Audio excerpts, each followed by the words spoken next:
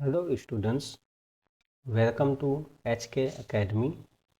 Myself Dr. Hemant Kumar. Today we are going to start fifth chapter of this series called Public Administration in India.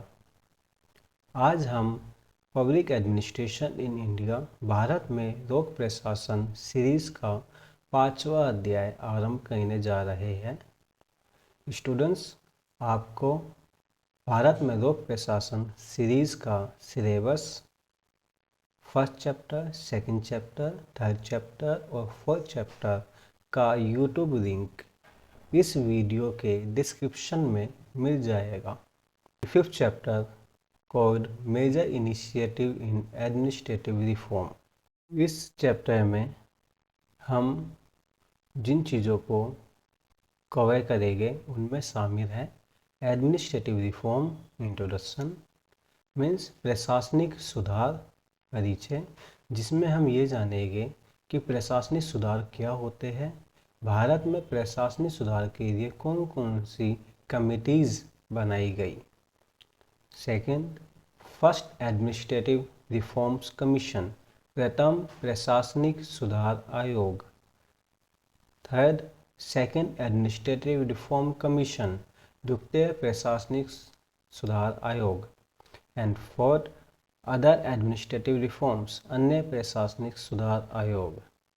So students, हम start करते हैं administrative reforms introduction, प्रशासनिक सुधार परिचय। Administrative reforms aim to encourage greater accountability, efficiency, transparent and corruption free governance। Means प्रशासनिक सुधारों का उद्देश्य अधिक जवाबदेही, दक्षता, पारदर्शी और भ्रष्टाचार मुक्त शासन को प्रोत्साहित करना है।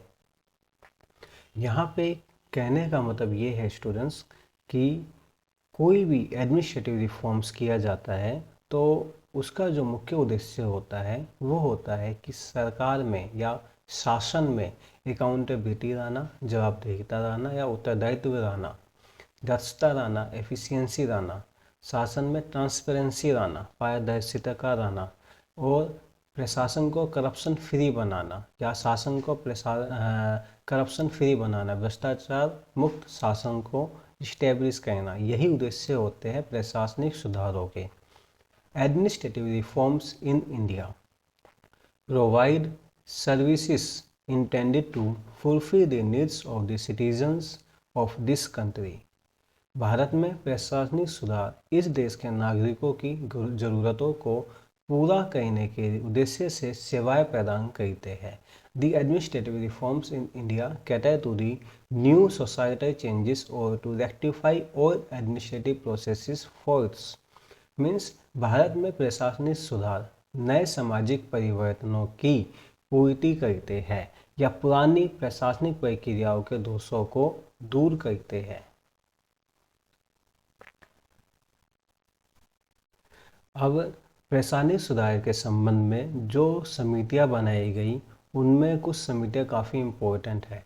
बेसिकली स्टूडेंट्स, जब से हमारा देश आज़ाद हुआ है तभी से ही हमने अपने यहाँ प्रशासन में सुधार करने के लिए, प्रशासन को जवाबदेही बनाने के लिए, प्रशासन में पारदर्शिता लाने के लिए, प्रशासन को भ्रष्टाचार से मुक्त करने के लिए, समय समय पर प्रशासन की जांच करने के लिए गोपाल स्वामी अयंगर कमेटी जैसी कुछ समिटीज़ की स्थापना की है।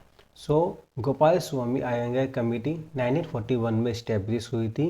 This was the first committee undertaken by Gopal Swami Ayyangar which recommended the grouping of ministries, improvement of the personnel and working of the O&M division, etc. Gopal स्वामी अयंगर समिति गोपाल स्वामी अयंगर द्वारा गठित ये पहली समिति थी जिसने मंत्रालयों के समूहीकरण, कर्मियों के सुधार और O&M डिवीज़न के कामकाज इत्यादि की सिफारिश की। इसी क्रम में जो सेकंड कमेटी है वो है Gorwala committee 1951। This committee was set up to bring administrative reforms in India by focusing on the planning and development of the administrative system। गोलवारा समिति की स्थापना 1951 ईस्वी में की गई थी। बेसिकली यह मुख्य रूप से प्रशासनिक व्यवस्था की योजना और विकास पर ध्यान केंद्रित करके भारत में प्रशासनिक सुधार लाने के लिए इस समिति का गठन किया गया था या इस कमेटी की स्थापना की गई थी। नेक्स्ट, और HAPPERV Committee 1953. After a survey, this committee recommended the establishment of an O&M division to improve methods and procedures of administration in the country. और HAPPERV समिति की स्थापना 1953 ईस्वी में की गई थी और इस समिति ने एक सर्वेक्षण करवाया और सर्वेक्षण करने के पश्चात इस समिति ने देश में प्रशासन के तरीकों और प्रक्रियाओं में सुधार के लिए एक O&M डिवीज़न की स्थापना की सिफारिश की। स्टूडेंट्स, यहाँ पर जितनी भी समिटीज़ हैं उनमें O&M डिवीज़न की बात कही गई है। इसीलिए आगे बढ़ने से पहले यह जान लेना आवश्यक है कि O&M डिवीज़न क्या है। सो बेसिकली प्रशासकीय व्यवस्था को या जो एडमिनिस्ट्रेटिव सिस्टम है उसको सुचारू रूप से चलाने के लिए, उसको अच्छे से गवर्न करने के लिए, संचालित करने के लिए संगठन और प्रणाली विभाग की स्थापना की जाती है। O का मतलब है ऑर्गेनाइजेशन और M का मतलब है method. O&M division means organisation and method division. So संगठन और प्रणाली संभाग की स्थापना की जाती है ताकि जो प्रशासनिक व्यवस्था है उसका अच्छे से संचालन किया जा सके। अब ये जो O&M है, ऑर्गेनाइजेशन एंड मेथड है, इन दोनों का ही सम्मिलित जो उद्देश्य है वो होता है प्रशासनिक कार्य कुशलता और दक्षता में वृद्धि करना। बेसिकली जब प्रशासन में संगठन और प्रणाली संभाग की स्थापना की जाती है तो उसकी वजह से क्या होता है, उसकी वजह से जो एडमिनिस्ट्रेशन का स्ट्रक्चर है, जो प्रशासनिक ढांचा है, उसका पुनरावलोकन होता है और जो काम है उसका सिंप्लीफिकेशन होता है, यानी कि कार्य का सरलीकरण होता है। बेसिकली O&M डिवीज़न को हम दो मीनिंग में समझ सकते हैं। पहला है इसका ब्रॉड व्यू, मतलब व्यापक रूप से O&M जो है वो क्या है, किस तरह डिफाइन करता है, जो व्यापक दृष्टिकोण है वो किस प्रकार O&M डिवीज़न को डिफाइन करता है, ऑर्गेनाइजेशन एंड मेथड डिवीज़न को किस तरह डिफाइन करता है। इसी तरीके से जो सेकंड है वो है नैरो दृष्टिकोण, यानी कि संकुचित दृष्टिकोण। सो बेसिकली जो व्यापक अर्थ में O&M डिवीज़न में प्रबंध का सभी प्रक्रियाएं, प्रबंध की जितनी भी प्रक्रियाएं हैं, जैसे नियोजन यानी कि प्लानिंग, संगठन, ऑर्गेनाइजेशन एंड संचालन और निर्देशन, समन्वय, ये सारी चीज़ें जो है वो शामिल होती है O&M डिवीज़न के अंतर्गत व्यापक रूप में। बेसिकली अमेरिका में इसी O&M को इसी व्यापक अर्थ में समझा जाता है। लेकिन जब हम बात करते हैं संकुचित दृष्टिकोण की, तो संकुचित दृष्टिकोण से जो O&M डिवीज़न है उसका संबंध सिर्फ और सिर्फ लोक विभाग यानी कि जो पब्लिक डिपार्टमेंट्स है उनके ऑर्गेनाइजेशन और उनकी कार्य प्रणालियों से ही होता है। ब्रिटेन और जो दूसरे जो कॉमनवेल्थ नेशंस है यानी कि राष्ट्रमंडलीय देश है, उनमें संगठन व प्रणाली की इसी संकुचित दृष्टिकोण में देखा जाता है। संगठन व प्रणाली को यानी कि ऑर्गेनाइजेशन एंड मेथड डिवीज़न को इसी संकुचित रूप में देखा जाता है। देखिए, इसीलिए जब भारत आज़ाद हुआ तो भारत ने आज़ादी के बाद से ही निरंतर ये प्रयास किया कि जो प्रशासनिक दक्षता है उसको किस तरीके से प्राप्त किया जाए, यानी कि एडमिनिस्ट्रेटिव एफिशिएंसी को किस तरीके से पर्याप्त किया जाए। और जो शासन में बेकार का व्यय होता है, यानी कि जब हम जो शासन है उसको मितव्ययी बनाने के लिए, यानी कि उसमें कम से कम खर्चा हो, ज़्यादा से ज़्यादा उसका रिजल्ट है, ये से सुधार करने के लिए भारत ने स्टार्टिंग से ही प्रयास किया है। सो इसके लिए इन्हीं प्रयासों के अंतर्गत भारत ने डिफरेंट कमिटीज़ बनाई, जैसे गोबाय स्वामी अयंगर कमेटी हुई, गोलवारा कमेटी हुई, HAPPERV कमेटी हुई। इन सभी जो समितियाँ हैं, इन सभी समितियों के अंतर्गत O&M डिवीज़न की स्थापना करने की बात की गई और सरकार से सिफारिश की गई कि O&M डिवीज़न को इस्टेब्लिश किया जाए। और इसी को ध्यान में रखते हुए मार्च 1954 को केंद्रीय सरकार के अधीन संगठन व प्रणाली विभाग यानी कि ऑर्गेनाइजेशन एंड मेथड डिवीजन की स्थापना की गई। सो स्टूडेंट्स, नेक्स्ट है first administrative reforms commission in India. Bharat में प्रथम प्रशासनिक सुधार आयोग।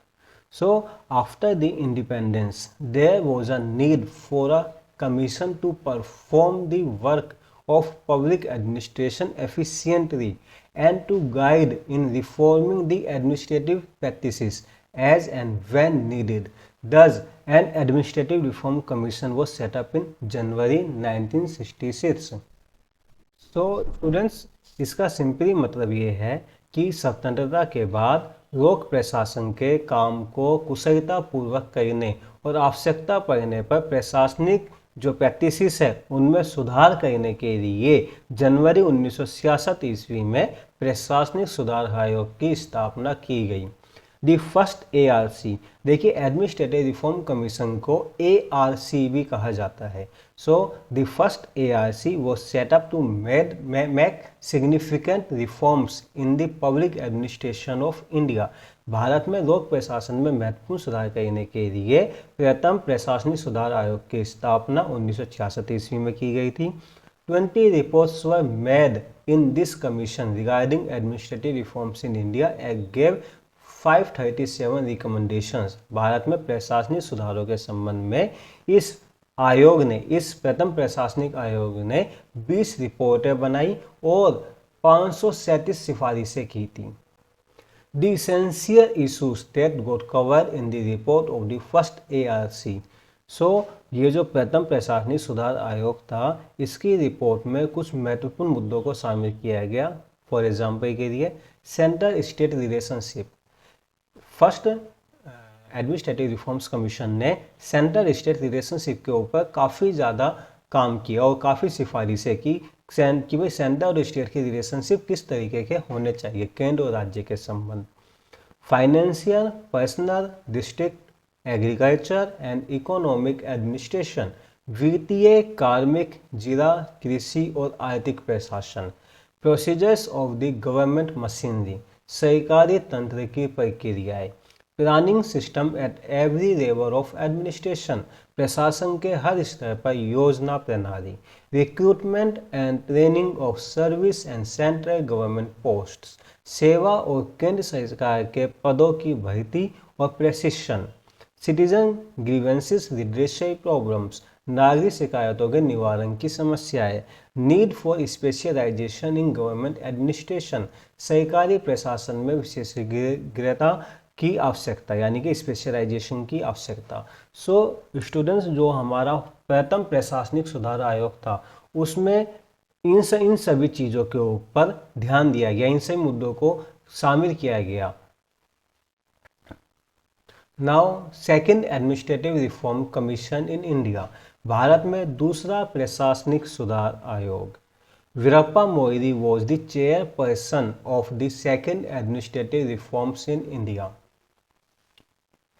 The other group members were V. Ramachandran, Dr. A.P. Mukherjee, Dr. A.H. Cairo, J. Prakash Narayan and Vinita Rai. So students, ये जो दूसरा प्रशासनिक सुधार आयोग है ये बेसिकली 2005 में बना था और इसके जो अध्यक्ष थे वो थे वीरप्पा मोइली और इसके जो अन्य सदस्य थे वो उन सदस्यों में शामिल है V Ramachandran, doctor A.P. Mukherjee, doctor A.H. कायरो and J. Prakash Narayan or Vinita Rai. The second Administrative Reforms Commission aimed to inquire about and remodel public administration. दूसरे प्रशासनिक सुधार आयोग का मुख्य उद्देश्य लोक प्रशासन के बारे में पूछताछ करना और उसे फिर से तैयार करना था। मीन्स जो उसका फ्रेमवर्क है, जो उसका ढांचा है लोक प्रशासन का, उसके रीमॉड्यूल करना था, उसको दोबारा से उसका मसौदा तैयार करना था। 15 reports and 1500 recommendations were submitted, which promoted the personal and administrative reforms department government of India. Means इस आयोग द्वारा 15 रिपोर्ट और 1500 सिफारिशें प्रस्तुत की गई थी जिसने भारत सरकार के कार्मिक और प्रशासनिक सुधार विभाग को बढ़ावा दिया। The mandate issues covered that were prioritized in the report of this administrative reforms were, so ये जो सेकंड प्रशासनिक सुधार आयोग था, इनकी रिपोर्ट में कुछ महत्वपूर्ण मुद्दों को प्राथमिकता दी गई, जैसे फॉर एग्जांपल के लिए providing a boost to the financial management infrastructure, यानी कि वित्तीय प्रबंधन के बुनियादी ढांचे को बढ़ावा देना। वित्तीय प्रबंधक यानी कि जो फाइनेंशियल इंफ्रास्ट्रक्चर है, मैनेजमेंट है, फाइनेंशियल मैनेजमेंट है, उसका इंफ्रास्ट्रक्चर जो है उसको ज़्यादा मजबूत बनाया जाए, उसको बूस्ट किया जाए। इम्प्रूविंग पीपल एडमिनिस्ट्रेशन, लोगों के प्रशासन में सुधार करना, यानी कि जो पब्लिक एडमिनिस्ट्रेशन है उसमें सुधार करना एक तरीके से। Drafting measures and step plans to implement powerful administration at the state and district level, यानी कि राज्य और जिला स्तर पर शक्तिशाली प्रशासन को लागू करने के लिए उपायों और कदम योजनाओं का मसौदा तैयार करना, यानी कि एक प्रारूप बनाना, ताकि जो राज्य और जिला स्तर पर है वहाँ पर एक शक्तिशाली प्रशासन को इम्प्लीमेंट किया जा सके। नेक्स्ट, डिजास्टर मैनेजमेंट, आपदा प्रबंधन, इसके ऊपर भी बात की गई सेकेंड एडमिनिस्ट्रेटिव रिफॉर्म्स कमीशन में, द्वितीय प्रशासनिक सुधार आयोग में। Promoting e governance, e governance जिसकी आज के समय में हम लोग काफ़ी ज़्यादा बातचीत करते हैं डिजिटलाइजेशन को लेकर, ई गवर्नेंस, तो इसको बढ़ावा देने की भी बात की गई थी सेकेंड एडमिनिस्ट्रेटिव रिफॉर्म्स कमीशन में। Ensuring good conduct in the government administration, सरकारी प्रशासन में अच्छा आचरण सुनिश्चित करना, यानी कि जो गवर्नमेंट का एडमिनिस्ट्रेशन है उसमें एक अच्छा आचरण सुनिश्चित किया जाए, एक इंश्योर किया जाए good conduct in the government administration. Next, planning the regulatory structure of the Indian government, Bharat सरकार का जो नियामक ढांचे की योजना बनाना, भारत सरकार के नियामक ढांचे की योजना बनाना, एक रेगुलेटरी स्ट्रक्चर की प्लानिंग करना। सो स्टूडेंट्स, जैसा मैंने आप लोगों को बताया कि ये जो सेकेंड एडमिनिस्ट्रेटिव रिफॉर्म्स कमीशन है, दूसरा प्रशासनिक सुधार आयोग है, इसने 15 रिपोर्ट दी थी। सो अब हम इन 15 रिपोर्ट्स के बारे में जानेंगे और उन रिपोर्ट्स में किन चीज़ों के ऊपर फोकस किया गया। सो जो फर्स्ट रिपोर्ट है वो है राइट टू इंफॉर्मेशन की टू ई गवर्नेंस। तो स्टूडेंट्स, जो पहली रिपोर्ट है उसमें सूचना के अधिकार की बारे में बात की गई, क्योंकि सूचना का अधिकार जो है वो गुड गवर्नेंस की है, गुड गवर्नेंस के लिए काफ़ी इम्पोर्टेंट है सूचना का अधिकार। इसीलिए फर्स्ट रिपोर्ट में फोकस किया गया राइट टू इंफॉर्मेशन के ऊपर। Second report, unlocking human fund entitlements and government case study relating to NREGA. So second report में नरेगा के ऊपर बात की गई। Third report, crisis management from despair to hope. ये जो तीसरी रिपोर्ट है इसमें मुख्य रूप से क्राइसिस मैनेजमेंट की बात की गई है, जो क्राइसिस मैनेजमेंट है उसके बारे में। तो स्टूडेंट्स, थर्ड रिपोर्ट में बेसिकली जो हम निराशा से आशा की ओर जाए, इस तरीके से जो क्राइसिस मैनेजमेंट है उसको ऊपर बात की गई है। देन जो फोर्थ रिपोर्ट है वो है एथिक्स इन गवर्नेंस, शासन में नैतिकता, क्योंकि विदाउट एथिक्स गवर्नेंस का कोई वैल्यू नहीं होती है, इसीलिए एथिक्स काफ़ी इम्पोर्टेंट है। शासन में नैतिकता की बात की गई। फिफ्थ रिपोर्ट पब्लिक ऑर्डर से रिलेटेड है, सार्वजनिक व्यवस्था से संबंधित है। और जो सिक्स्थ रिपोर्ट है, जो छठी रिपोर्ट है वो है लोकल गवर्नेंस मीन्स स्थानीय शासन, इसके बारे में बात की गई है सिक्स्थ रिपोर्ट में। उसके बाद स्टूडेंट्स, जो सेवन्थ रिपोर्ट्स आती है वो बेसिकली है capacity building for conflict resolution के ऊपर, यानी कि संघर्ष समाधान के लिए क्षमता निर्माण। सो सेवन्थ रिपोर्ट है वो है capacity building for conflict resolution, संघर्ष समाधान के लिए क्षमता निर्माण।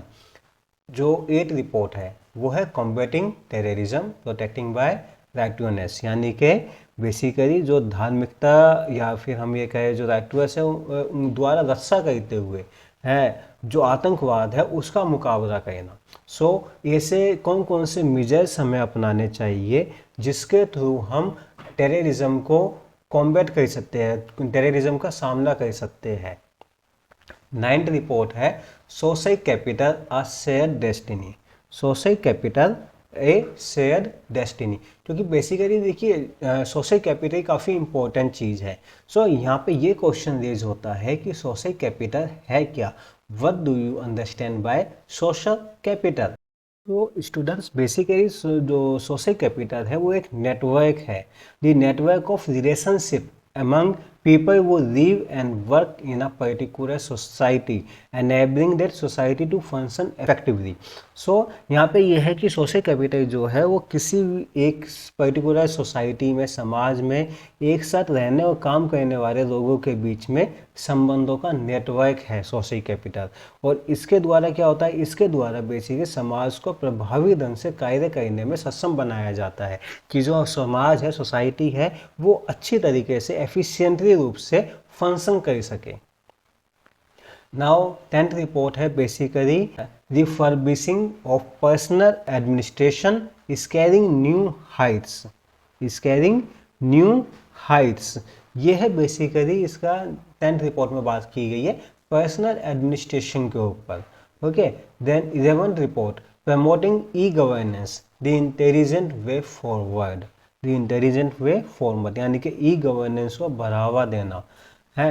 इससे क्या होगा, इससे बेसिकली जो बुद्धिमानी तरीके से आगे बढ़ा जाएगा, इंटेलिजेंट वे में हम आगे बढ़ेंगे। सो ई गवर्नेंस जो है वो काफ़ी इम्पोर्टेंट है एडमिनिस्ट्रेशन के लिए। 12th report citizen centric administration. Citizen centric administration the heart of governance. So basically जो 12वीं रिपोर्ट है वो बेसिकली जो नागरिक केंद्रित प्रशासन की बात करती है कि जो प्रशासन है वो सिटीजन सेंट्रिक होना चाहिए। अब जो प्रशासन है यदि वो सिटीजन सेंट्रिक नहीं होगा तो जाहिर सी बात है वो प्रशासन इफेक्टिव नहीं है, उस प्रशासन में करप्शन है, राजफीताशाही है, भ्रष्टाचार है, ये सारी चीज़ें उसमें विद्यमान रहेगी। इसीलिए प्रशासन को सिटीजन सेंट्रिक होना चाहिए और गवर्नेंस का हार्ट है ये बेसिकली। कोई भी एडमिनिस्ट्रेशन जो सिटीजन सेंट्रिक होगा वो गवर्नेंस का हार्ट होगा। ये बात कही गई है 12th रिपोर्ट में, जो 12वीं रिपोर्ट है उसमें। 13th report organisational structure of the government of India.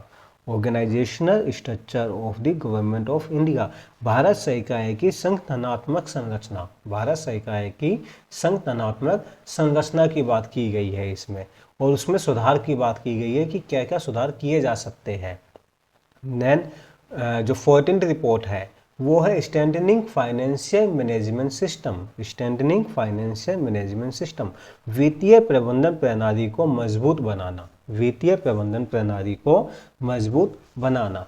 And 15th report जो 15वीं रिपोर्ट है वो है state and district administration. State and district administration. So students इसमें बेसिकली जो राज्य है और जिला प्रशासन है उसकी बात की गई है 15वीं रिपोर्ट में। अब हम बात करते हैं स्टूडेंट्स जो इन दो प्रशासनिक सुधार आयोग के अलावा जो अदर एडमिनिस्ट्रेटिव रिफॉर्म्स किए गए हैं समय समय पर उनकी अन्य प्रशासनिक सुधार। सो इसमें फर्स्ट है mission Karmayogi. This is a national programme for civil services capacity building. It is a comprehensive reforms of the capacity building apparatus at individual, institutional and process level for efficient public service delivery. So, mission Karmayogi ये एक basically civil सेवा क्षमता निर्माण के लिए एक राष्ट्रीय कार्यक्रम है। सिविल सेवा क्षमता निर्माण के लिए राष्ट्रीय कार्यक्रम। बेसिकली स्टूडेंट्स ये एग्जाम्स में कई बार क्वेश्चन पूछ लिए जाते हैं, लाइक एनपीसी एससीबी की फुल फॉर्म्स बताइए, इस तरीके से क्वेश्चंस कई बार पूछ लिए जाते हैं। So national programme for civil service capacity building, Hindi में सिविल सेवा क्षमता निर्माण के लिए एक राष्ट्रीय कार्यक्रम। यह है कुशल सार्वजनिक सेवा वितरण के लिए व्यक्तिगत, संस्थागत और प्रक्रिया स्तरों पर क्षमता निर्माण तंत्र का व्यापक सुधार है। यानी कि ये कॉम्प्रिहेंसिव रिफॉर्म्स है। कौन से लेवल पर? बेसिकली इंडिविजुअल लेवल पर, इंस्टीट्यूशनल लेवल पर और प्रोसेस लेवल पर एक क्षमता निर्माण तंत्र का, यानी कि एक बेसिकली कैपेसिटी बिल्डिंग अपैरेटस का एक व्यापक सुधार है mission Karmayogi. its objective at building a future ready civil service with the right attitude, skills and knowledge aligned to the vision of new India. The capacity building will be delivered through iGoth Karmayogi digital platform. So इसका उद्देश्य सही दृष्टिकोण, कौशल और ज्ञान के साथ भविष्य के लिए सिविल सेवा का निर्माण करना है जो नए भारत की दृष्टि से जुड़ा हुआ है, न्यू इंडिया. सो समता निर्माण iGoth कर्मयोगी डिजिटल प्लेटफॉर्म के माध्यम से किया जाएगा. अब ये इसमें जो कैपेसिटी बिल्डिंग की बात की जा रही है, इसके लिए डिजिटल प्लेटफॉर्म बनाया गया है जिसका नाम है iGoth कर्मयोगी. आप गूगल पर जाएंगे, दिखेंगे iGoth कर्मयोगी, तो इसके बारे में आपको पूरी इंफॉर्मेशन मिल जाएगी. Next, lateral entry. Lateral entry means when personal from the private sector are selected to an administrative post of the government despite them not being selected in or being part of a bureaucratic setup. Lateral entry का मतलब होता है, जो आज के समय में काफ़ी ज़्यादा हो रही है. ओके, सो इसका मतलब है कि जब निजी क्षेत्र में काम करने वाले किसी व्यक्ति को सरकार के किसी प्रशासनिक पद के लिए चुना जाता है, चाहे वह नौकरशाही सेटअप में चयनित हुआ हो या उसका हिस्सा हो या ना हो, उससे कोई फर्क नहीं पड़ता है. लेटरल एंट्री का सिंपल मतलब है कि किसी एक से क्षेत्र से किसी व्यक्ति को लेकर आना जो सरकार के क्षेत्र में किसी निजी क्षेत्र के व्यक्ति को नियुक्त करना, वो कहलाता है लेटरल एंट्री. फॉर एग्जाम्पल के लिए, सिर्फ एग्जाम्पल्स के लिए, जैसे आज के समय यूनिवर्सिटीज़ जो है उसमें प्राइवेट सेक्टर से प्रोफेशनल्स को लाने की बात की जा रही है कि जो प्रोफेशनल्स हैं वो भी प्रोफेसर्स बन सकते हैं. ये बेसिकली लेटरल एंट्री का ही एक एग्जाम्पल है. ESamiksha, it is a digital monitor for bureaucracy to run in सिरेकस. ई-समीक्षा यह बेसिकली जो आरसी लोग अधिकारी होते हैं उनके ऊपर राम लगाने के लिए, नौकरशाही के लिए एक डिजिटल मॉनिटर है. E office mission mode project MMP, mission mode project has been strengthened for enabling ministries, departments to switch over to paperless office and efficient decision making. E office का सिंपल मतलब है यानी कि mission mode project को मजबूत किया गया है. आज के समय में ई ऑफिस की बात की जाती है, ओके, ताकि जो मिनिस्ट्रीज है, जो डिपार्टमेंट्स है, उनको कागज रहित कार्यालय और कुशल निर्णय लेने में सक्षम बनाया जा सके. Next, Good Governance Index 2019. It has been launched by the Ministry of Personal Public Grievances and Pensions. It assesses the status of governance and impact of various interventions taken up by the state government and union territories. So, सुशासन सूचकांक 2019. Basically ये जो good governance index है, इसको ministry of personnel public grievances and pension, कार्मिक लोक शिकायत और पेंशन मंत्रालय द्वारा लॉन्च किया गया है. ये शासन की स्थिति और राज्य सरकार और केंद्र शासित प्रदेशों द्वारा किए गए विभिन्न इंटरवेंशन के प्रभाव का आकलन करता है कि या फिर के विभिन्न हस्तक्षेपों के प्रभाव का आकलन करता है. नेक्स्ट है national conference on e governance. Basically students देखिए, जैसे आज के समय में डिजिटलाइजेशन की बात की जाती है, ई गवर्नेंस की बात की जा रही है, ई ऑफिस की बात की जा रही है, ई समीक्षा की बात की जा रही है. सो इसके लिए जो हमारी ब्यूरोक्रेसी के जो अधिकारी है या जो ब्यूरोक्रेसी के जो कार्मिक है या सिविल सेवक है, उनको इनके बारे में ज़्यादा नॉलेज नहीं है, इसीलिए नेशनल कॉन्फ्रेंस की बात की जाती है ई गवर्नेंस के ऊपर. So it provides a platform for the government to engage with experts, intellectuals from industry and academic institutions to exchange experiences relating to e-governance initiatives. So यह सरकार को ई गवर्नेंस पहलों से संबंधित अनुभवों का आदान प्रदान करने के लिए उद्योग और जो एकेडमिक इंस्टीट्यूशंस है, जो शैक्षणिक संस्थान के जो एक्सपर्ट्स है, बुद्धिजीवी है, उनके साथ जुड़ने के लिए एक मंच प्रदान करता है. In 2020 the 23rd national conference on e governance was organised by the department of administrative reforms and public grievances along with the Ministry of Electronics and Information Technology in Mumbai. So 2020 में इलेक्ट्रॉनिक और सूचना प्रौद्योगिकी मंत्रालय के साथ जो प्रशासनिक सुधार और लोक शिकायत विभाग है, उसके द्वारा मुंबई में ई गवर्नेंस के ऊपर 23वां राष्ट्रीय सम्मेलन का आयोजन किया गया था. 23वीं नेशनल कॉन्फ्रेंस ऑर्गेनाइज की गई थी. ओके, सो स्टूडेंट्स ये बेसिकली आज का जो लेक्चर है वो है जो मेजर इनिशिएटिव्स को ऊपर था एडमिनिस्ट्रेटिव रिफॉर्म्स को लेकर। तो स्टूडेंट्स आज के लेक्चर में हम लोगों ने ये जाना कि एडमिनिस्ट्रेटिव रिफॉर्म्स क्या होते हैं या फिर प्रशासनिक सुधार आयोग क्या है, इनके बारे में जाना। इसके अलावा फिर हमने ये जाना कि भाई कौन कौन सी कमिटीज़ बनाई गई है प्रशासनिक सुधार आयोग के लिए, like Gopal Swami Ayyangar committee and Gorwala committee, पोरा चैपाई कमेटी। और इसमें हमने O&M डिवीज़न के बारे में जाना कि वो क्या होती है, उनका पूरा डिटेल में हमने स्टडी करा। इसके बाद हमने फर्स्ट एडमिनिस्ट्रेटिव रिफॉर्म्स कमीशन के बारे में बातचीत की, जिसने अराउंड 20 रिपोर्ट्स दी थी और अराउंड और 537 रिकमेंडेशंस दी थी, सिफारिशें की थी प्रशासनिक सुधार आयोग को लेकर। इस प्रथम प्रशासनिक सुधार आयोग में सेंट्रल स्टेट पर जो सेंट्रल स्टेट का रिलेशनशिप है उसके ऊपर बातचीत की गई एंड और भी बहुत सारी चीज़ें थी जिसमें जिन मुद्दों के ऊपर ध्यान केंद्रित किया गया। और उसके बाद फिर हम लोगों ने सेकंड एडमिनिस्ट्रेटिव रिफॉर्म्स कमीशन की बात की, जिसकी अध्यक्षता वीरप्पा मोइली ने की थी और ये 2005 में बना था और इसने 15 रिपोर्ट दी, 1500 के अराउंड सिफारिशें की थी। सो इनकी जो 15 रिपोर्ट्स है उन 15 के 15 रिपोर्ट्स के बारे में जाना कि कौन सी रिपोर्ट्स में किस मुद्दे के ऊपर बात कही गई है। ओके, उसके बाद फिर हमने जो अदर एडमिनिस्ट्रेटिव रिफॉर्म्स है उनके बारे में हमने जाना, लाइक कर्म योगी मिशन हो गया, लेटरल एंट्री हो गया, ई समीक्षा, ई ऑफिस, इन सब चीज़ों के बारे में हमने स्टडी करी। गुड गवर्नेंस इंडेक्स के बारे में हमने जाना, फिर नेशनल कॉन्फ्रेंस के बारे में हमने जाना जो ई गवर्नेंस के ऊपर होती है। इन सब चीज़ों को लेकर हमने आज के लेक्चर में स्टडी की। सो स्टूडेंट्स, यहाँ पर आप लोगों का जो लेक्चर है वो ख़त्म होता है। आप लोगों से अनुरोध है कि आप लोग हमारे आपके चैनल HK एकेडमी को लाइक करिए, सब्सक्राइब करिए और ज़्यादा से ज़्यादा शेयर करिए। Thank you so much.